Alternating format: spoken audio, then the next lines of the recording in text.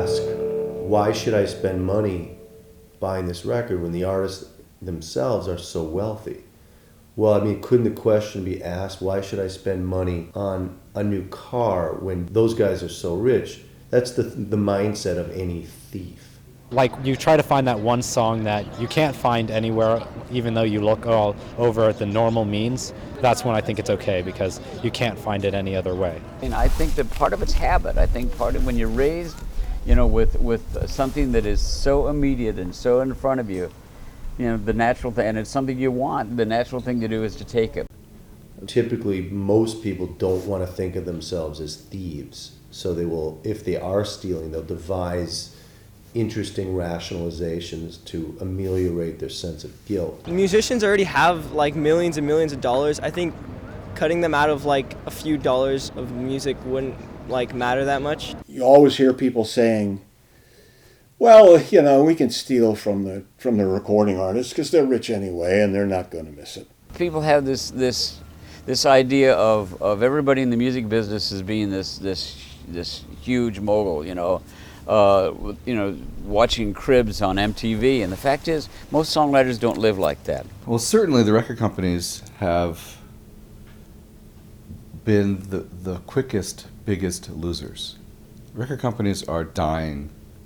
It's an old model, it doesn't work anymore. Artists are finding new ways to release their material. When was the last time we bought a CD? A CD? A music CD? Like 3 days ago. 2 months ago? Long time ago. About 3 months ago. About a year. Over a year. 3-4 years ago. 3-4 years, maybe. Like 5. Okay. Do you download music online? Yeah.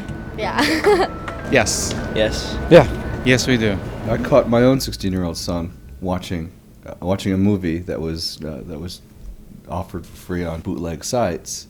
I don't understand it, because all of his life we've talked about this, and they just don't see it as theft. And I think part of it is because it's so readily available. I suppose piracy affects the composers of that music. It affects the musicians that play on it, the copyright holders. You know who I think is going to be affected the most if it continues? It's going to be the consumer. It's going to be the people that love music. What we're really talking about is some very talented young man, who's sitting probably with headphones on writing music so he doesn't wake his wife or the baby that's sleeping in the next room. You have to remember that this is a labor of love that unfortunately you cannot live on love alone. If you take away the money, then some guy's got to go out and work as a carpenter, or a bricklayer, or a doctor, or a lawyer, or anything else, and then come home and then try to make his music. Piracy, from the demographic of, let's say, high school kids, is cutting into career options that these high school kids have in the future by removing the viability of many of the entertainment jobs from their potential futures. So a friend of mine's an architect, and I was trying to explain to him what this means, the idea of music being taken for free, to the extent that it's not even a crime in most people's minds anymore. That's come and gone. The entire paradigm, the moral issue is gone as well. That's sort of a sad thing. I said to him, imagine that every design you've ever made for any house was available for free online at any time, and there was really nothing you could do to stop it. All the work that you did in undergraduate, all the work that you did in college to get this degree, all the 30 years of experience you might have had on a job, working, it's all gone now. For instance, the Survivor soundtrack, it was bizarre because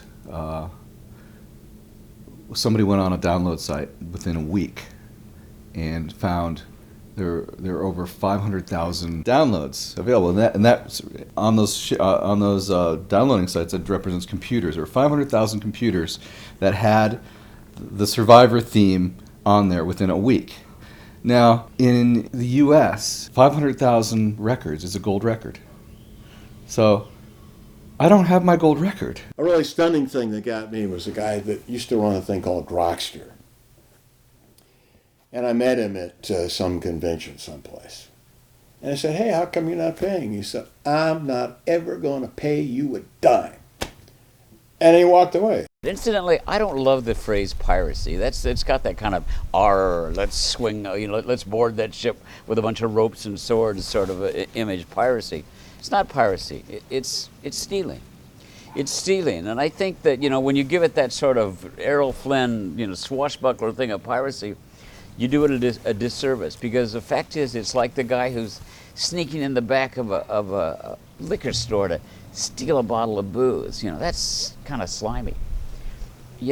I don't think the people that illegally download music are slimy. I don't think people that illegally download music are the kind of people that would consciously steal. I think we have a real education problem.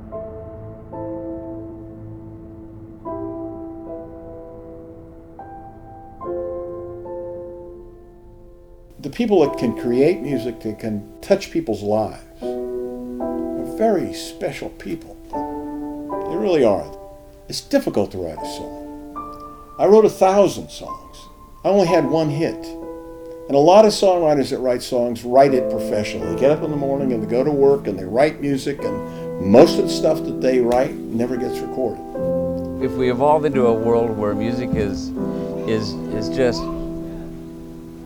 just there, and it's not, and there is no property right, there is no copyright, suddenly you have a world where people can't make a living at music. Right now, the mentality is the first thing that has to change. When my own kid, who lives with me and has grown up with me and I've imparted my values to, and I certainly talk about this, doesn't feel that piracy on that level is a problem. That's very disturbing, because there's nobody should understand it better than my own children, but yet it's just so prevalent that it's like, so what, Dad? Big deal.